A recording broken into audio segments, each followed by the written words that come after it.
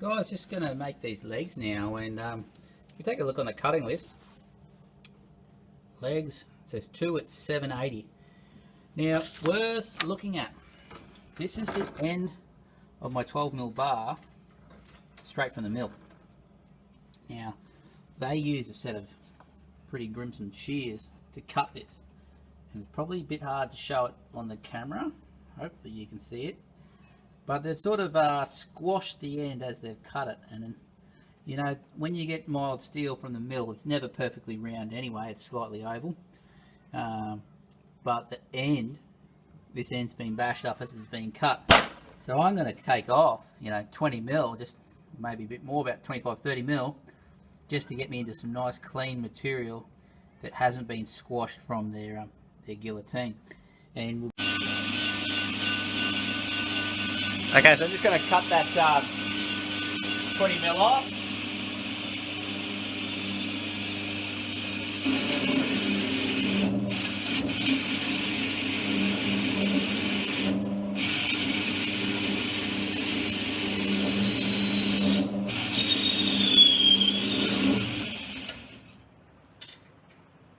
Okay. So hopefully you can see it a bit better now. If I go up to the screen there, you can see it's being pushed out around, and now I'm into some really nice round material. That's going to help us later on because we need to get another. Okay, so I've just cut that little end off that I was talking about in the last video. I think that video got cut short too because my iPad filled up. But you can see how it's not round and it's been squashed, and now we're into the good material that's perfectly round, and that's just a little burr on the edge there. Needs to be perfectly round so that it can thread through this, I think it's 16mm tube. I'll measure it in the next video and show you, but it's quite a tight fit and it needs to be able to spin freely, and that's part of the hinge mechanism for the leg. What I've done also, guys, is I've got another mark on my bench. If I was cutting these all day for industry, if I had a big production run, I'd probably fix a timber block, or maybe my saw would have a fixing, like a locking mechanism and a stop for the material to slide into. Because I'm only cutting 2, I'm just going to be fairly accurate with how I place them. So I'm going to feed that stock through, and I'm going to go to the front of this line. So I'm going to go to the same place of the line every time when I mark out. That way I'll get 2 pieces that are very consistent and equal to each other. So I'll quickly cut those and speed it up so you're not watching the video for too long.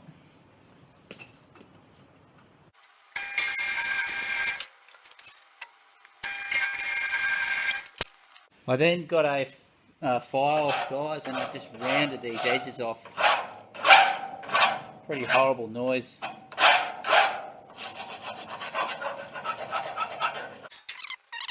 Ends here, where is it? Over here, here we go. Just to take the edge off. And so putting maybe a 1mm chamfer on the edge there, that's going to help that pipe slide over the top. There'll be nothing fouling it.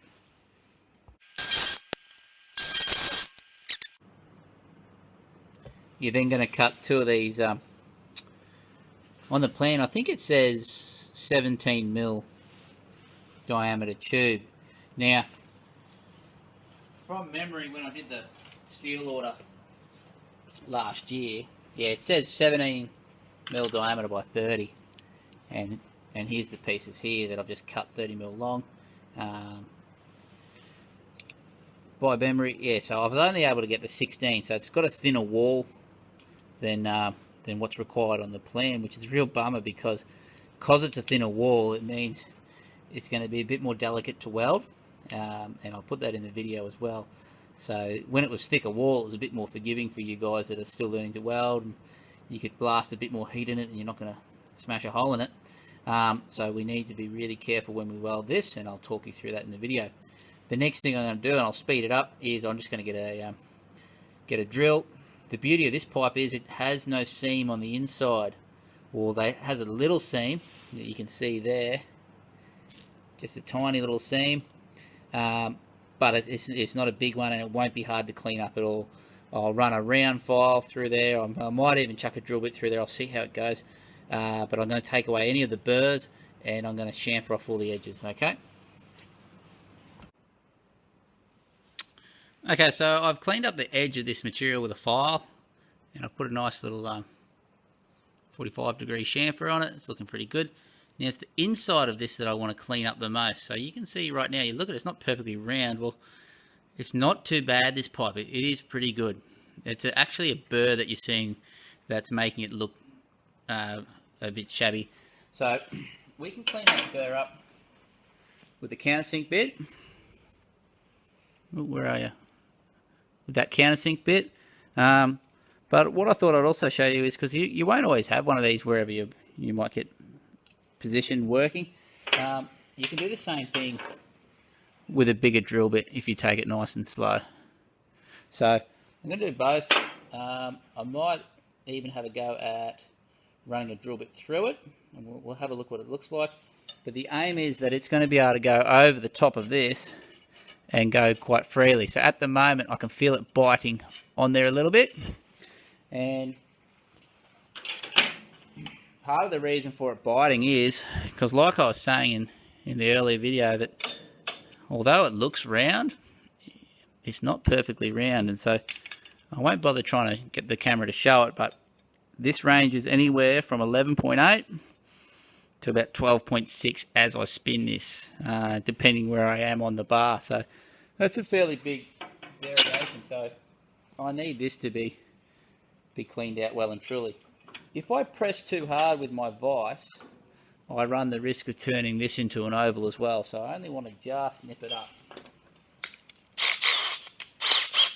So this is my countersink bit to start with.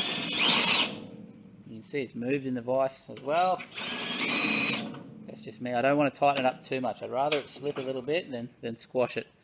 Countersink bit worked alright. It's cleaned it up pretty good. The other way would be to get rid of your countersink bit if you didn't have one. Use a bigger drill bit. This must be like a 16, I think. You can see straight up that's carved it out pretty good as well. So that will work as well. So there's more than one way to skin a cat. So if you don't have a countersink bit, you can use a bigger drill bit. This is actually a 20mm drill bit, sorry. I now have that's a 12mm drill bit, and just spinning it on there. It's spinning fairly freely, but I'll just run it through. So if you secure it in the vise just lightly, you can then run that, I think it's a 12.5mm drill bit through there, and clean off any burrs that would be on the inside. I'll test it on this piece now. So now that's spinning a lot better than it was originally. Now this is just a hinge. It's not going to be spinning at any higher revs or even a full revolution. It's just going to be moving that backwards and forwards for that hinge movement. So you got to make 4 of those. Rightio. So if we take a look at the side view they give us in the plan for the legs, I'll try and get that glare out of the shot. We know that it's 160mm in between the bends. So that's where my bends are going to take place. Now, marking that out, there's a couple of ways you could figure it out, and the main thing we want is we want these legs to be the same distance. The 160 is important, but we want these legs to be exactly the same length. Now, what I could do, I could find the center of this bar, and then I could go 80mm either side of it, okay? But to keep things like a bit more symmetrical and less room for error and less need for measurement as well, what I'm going to do is I'm going to measure my overall length of my leg, okay? So to keep things simple, I'm going to work in round numbers. But so I've got my legs here. And let's just say in an ideal world, I measured it and cut it and it's exactly 780. Okay, I'm a genius, I got it sweet. Alright, so 780, I'm going to minus the 160 because that's what I want in between, and then so that gets me to 620,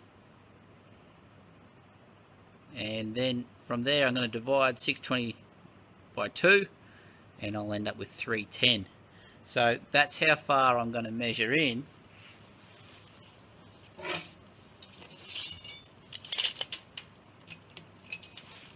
off each leg. So all I'm going to do is I'm going to put a mark on my bar at 310 from each end, and I should have 160 in the middle.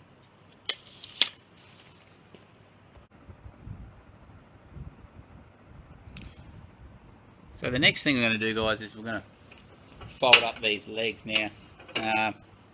There's one that's the demo that I've already made, and then the demo that I'm making now, I've done one side as well. So there's those bits of 30mm that I've cut and cleaned up. They're spinning quite nicely. So we'll go over to the bender now and we'll take a look at how that's formed up. So the last thing we looked at was the measuring, and we come in, I think it was 310, looking at our work here.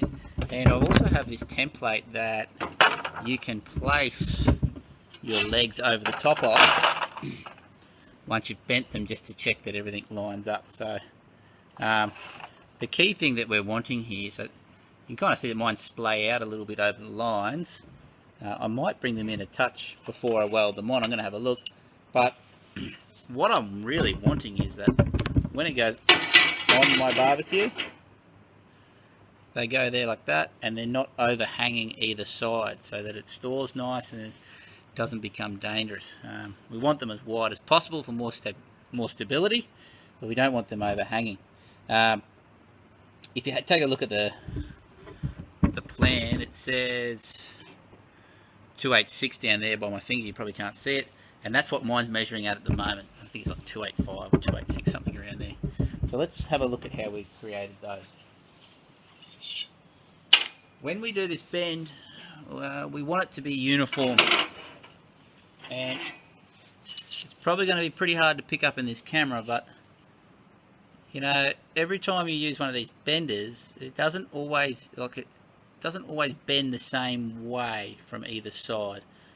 Now, to demonstrate that, I'll show you in here. So when I've done this, I've done it leg in, so I'm calling that part the leg. That's the leg that's going down. I've gone leg in this way. If I did my second bend by placing the middle part in, okay, I would have two different bends. They wouldn't mirror each other. It's the same as when we do the sheet metal in the pan brake. I wanted the bends to mirror each other, so there'll be a slight radius difference here and here if I did that, and that could throw the whole job out as far as measurement goes and also looks. So I want a uniform and mirrored appearance, which is what you're seeing there, and I've done that by going leg in that side and done my bend, and then I flipped it and gone leg in the other side. So let's take a look at what that looks like. So I'll take this back a little bit. I've set up a stop.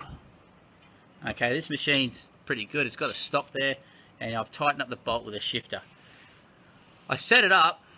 There's my 310, I think the measurement was. Yep, 310. When that goes in, it hits my stop, and I think you might be able to see it just on the camera there. It's very faint, but there's my 310 mark. And it's right on the edge here, so that lines up with my pencil mark. You can just see it there, yep. So you can see my pencil mark, that lines up there, that 310. Now, it's going to be really nice and mirrored and uniform because I'm hitting into that stop each time.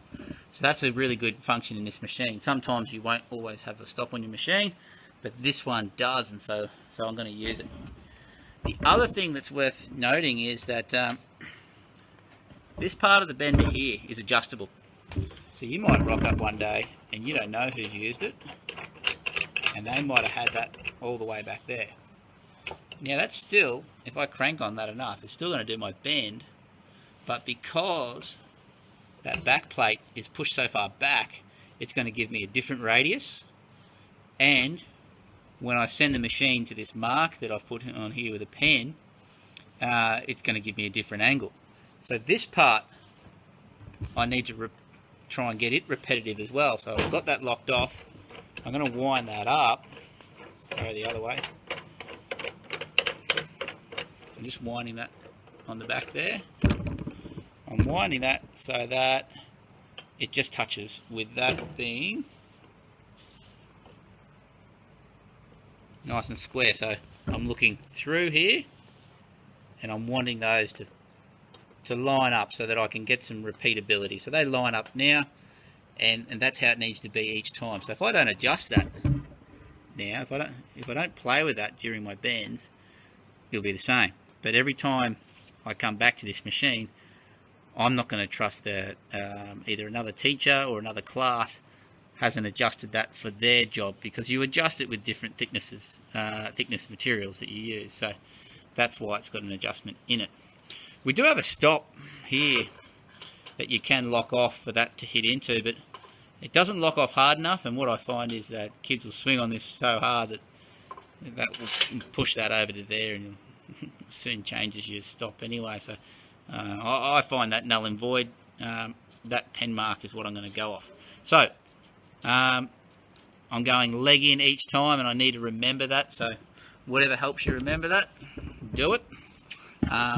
And I might zoom back for this one because why? No, I'm going to go and show you how I'm trying to line up with this line. Hopefully I don't knock the tripod over. Okay, so I've got that locked in. I'm now going to crank on this. I've actually got to put a fair bit of weight behind this and get right to the end of my bar there, because there's a fair bit of force required. I'm almost at my line. I'm trying to work around a tripod here, guys, so bear with me. There we go, contact. Done myself a mischief. What I want is I want to be able to just push in there with the finger, not a lot of force, and be on that line. And that's going to be my gauge each time. So there's a bit of spring back here. I go to the line and it springs back past it. I really want to just crush that so that when I push lightly, I'm lining up on my line. So I'm pushing just with like a finger just here, nothing crazy. So I'm not actually bending it, I'm just making it firm, and I'm right on top of my line. And so that means I'm going to get a good repeatability in my bends, because that's what it's all about, being symmetrical and being able to repeat what you've done. Same process with the handle. I want to be mindful of what this is doing on my next bend so that everything gets bent in that same plane. So I might adjust the camera soon, but the most important thing we do here,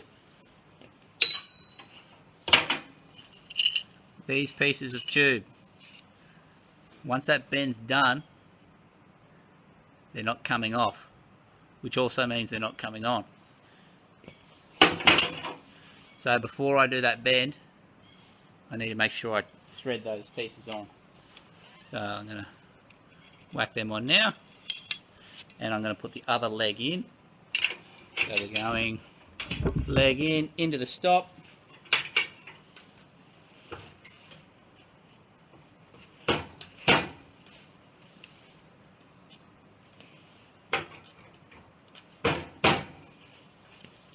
And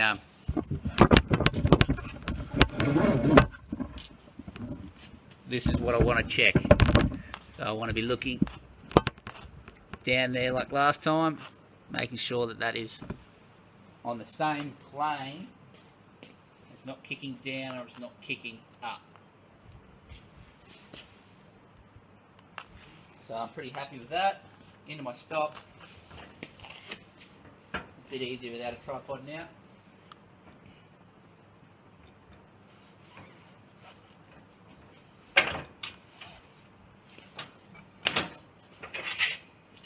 I can then chuck that on top of the template and check it, and if I need to do any tweaking I can put it back in and do that.